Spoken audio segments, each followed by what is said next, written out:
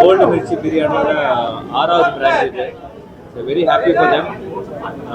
பொதுவாக வந்து ரெஸ்டாரண்ட் பிஸ்னஸில் வந்து குவாலிட்டி அதே குவாலிட்டி வந்து எவ்ரிடே நம்ம மெயின்டைன் பண்ணுறது தான் பெரிய சேலஞ்ச். ஸோ 6வது பிரான்ச் ஆரம்பிக்கிறாங்கன்னா கண்டிப்பாக அவங்களோட குவாலிட்டி அண்ட் சக்ஸஸ் வந்து உண்மையிலே அவங்களோட ஃபுட்டில் தான் இருக்குது.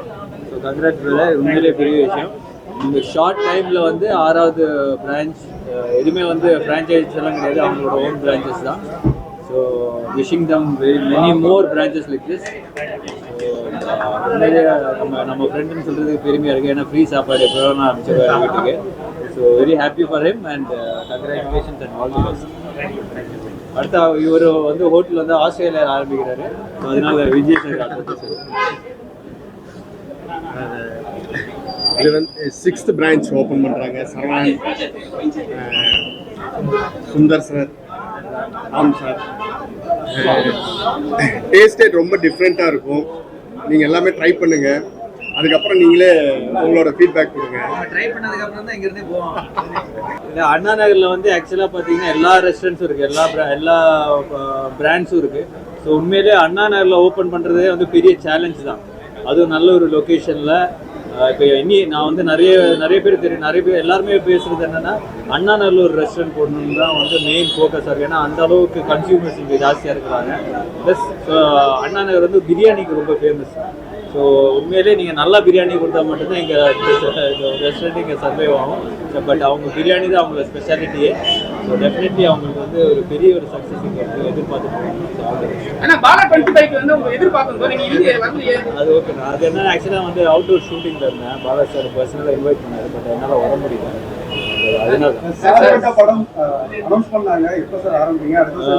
ஆமாம், ஏப்ரல்லேருந்து ஷூட்டிங்.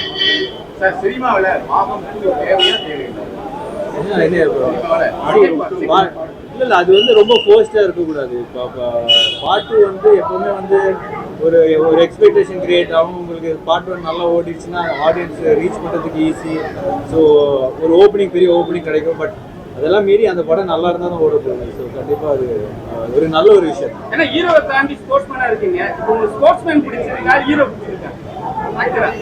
நான் வந்து பேசிக்காக ஸ்போர்ட்ஸ்மேன் தான். ஸ்கூல்லேருந்து ஸ்போர்ட்ஸ் தான் பண்ணிகிட்ருக்கேன். பட் அது என்னோட லைஃப்பில் என்னோட என்ன சொல்கிறது ஒரு ஹேபிட் மாதிரி ஆகி போயிடுச்சு. ஸோ டெஃபினெட்லி ஸ்போர்ட்ஸ்மேன் பிடிச்சிருக்கா, ஹீரோ பிடிச்சிருக்கா, ரெண்டுமே பிடிச்சிருக்கு. ஸ்போர்ட்ஸ் மினிஸ்டர் வந்து நண்பர் ஒரு துணிமுறை ஆயிருக்காரு.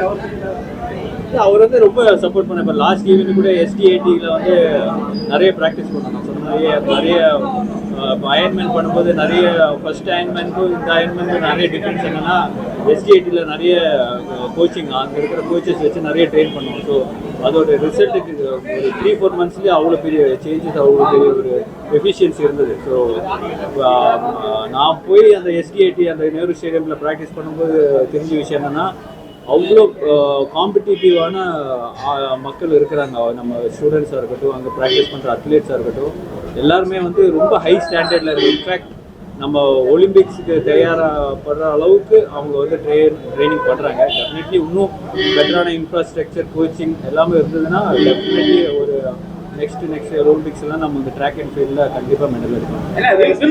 விமர்சனங்கள் வந்து தனிப்பட்ட முறையில் காக்குறாங்க, மக்களே வந்து பேசுகிறாங்க.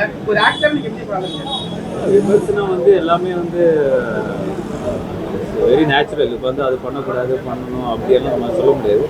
பட் பியாண்ட் விமர்சனம் மூவி கண்டிப்பாக நல்லா இருந்தால் அது ஒரு ST80 கூட அசோசியேட் பண்ணி சைக்கிளிங் பண்ணியிருந்தீங்க. அடுத்தடுத்து நீங்கள் ஏதாவது கேமில் பார்ட்டிசிபேட் பண்ணிருக்கீங்க? ST80 கூட கம்பெனி ST80 வந்து நான் வந்து ஒரு பெருமையாக நினச்சிக்கிறேன். நான் இப்போ வந்து அந்த என்னோட ஜெர்சிக்கு ST80 போடுறது வந்து இட்ஸ் நாட் அவங்க எனக்கு பே பண்ணுறாங்களோ நான் அவங்களுக்கு பே பண்ணுறேன், அது கிடையாது.